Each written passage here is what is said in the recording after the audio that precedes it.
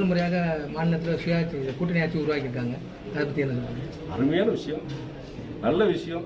இது ஒரு ஜனநாயகத்தில் பொறுத்த வரைக்கும் ஒரு தனிநபரோ ஒரு தனி இயக்கம் இருக்கிறத விட பல இயக்கங்கள் சேர்ந்து வரும்போது ஒரு தவறு நடந்ததுன்னா அதை சுட்டிக்காக்கி இல்லை கண்டிக்கிறதுக்கூடிய ஒரு சூழல் உருவாகுது. இது கலெக்டிவ் ரெஸ்பான்சிபிலிட்டி நம்ம சொல்லணும். தொடர்ந்து நம்ம மாநிலத்தில் கூட்டணி ஆட்சி வந்தால் நல்லதுன்னு சொல்லுங்க.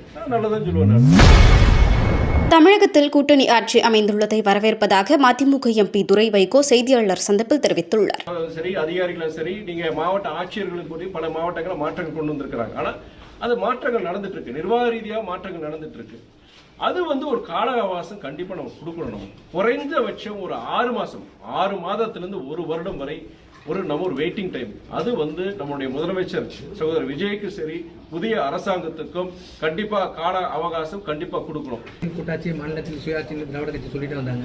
முதல் முறையாக மாநிலத்தில் சுயாட்சி கூட்டணி ஆட்சி உருவாக்கியிருக்காங்க.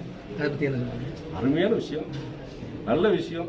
இது ஒரு ஜனநாயகத்தில் பொறுத்த வரைக்கும் ஒரு தனிநபரோ ஒரு தனி இயக்கம் இருக்கிறத விட பல இயக்கங்கள் சேர்ந்து வரும்போது ஒரு தவறு நடந்ததுன்னா அதை சுட்டிக்காக்கி இல்லை கண்டிக்கிறதுக்கூடிய ஒரு சூழல் உருவாகுது.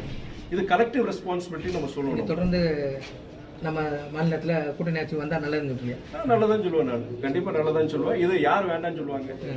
யார் வேண்டாம்னு சொல்லுவாங்க? அதனால இது மக்களால் அனைத்து இயக்கங்களாலும் வரவேற்கிறதுக்கு ஒரு விஷயத்தை நான் பார்க்கணும். தொடர்ந்து 4வது முறையாக பெட்ரோல் டீசல் விலை இன்னைக்கு உயர்ந்துகிட்டே வருது. 5 மாநில சட்டசபை தேர்தல் முடிஞ்சோன்னா தொடர்ந்து உயர்வுகள் இருக்கு. நான் இந்த கேள்வியை ஏன் கேட்காம இருக்குன்னு நினைச்சிட்டு இருந்தேன். நான் வரும்போதே இன்னைக்கு காலையிலேருந்து 7 மணிக்கு சுற்றுப்பயணம் இன்னைக்கு தொடங்கிச்சு. இன்னைக்கு காலையில் ஏதாவது நடந்திருக்கான்னு பார்த்துட்டு இருந்தேன். நான் இன்று கடந்த 10 நாட்கள்ல பெட்ரோல் டீசல் விலை கிட்டத்தட்ட லிட்டருக்கு 7,000 ரூபாய் கூடியிருக்கு. 7,000 ரூபாய் கூடியிருக்கு. இன்னைக்கு பெட்ரோலுடைய விலை கிட்டத்தட்ட 107 நினைக்கிறேன். 107 லிட்டர் 107.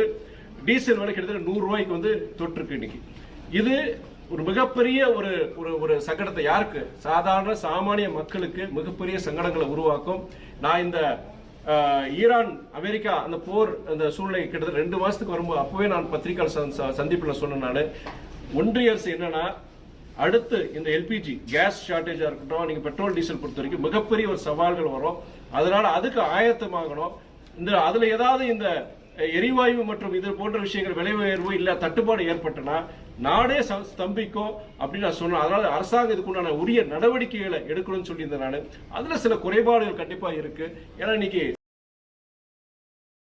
செய்திகளை உள்ளது உள்ளபடி தெரிந்து கொள்ள ரெஃப்ளெக்ட் நியூஸை சப்ஸ்கிரைப் பண்ணுங்க.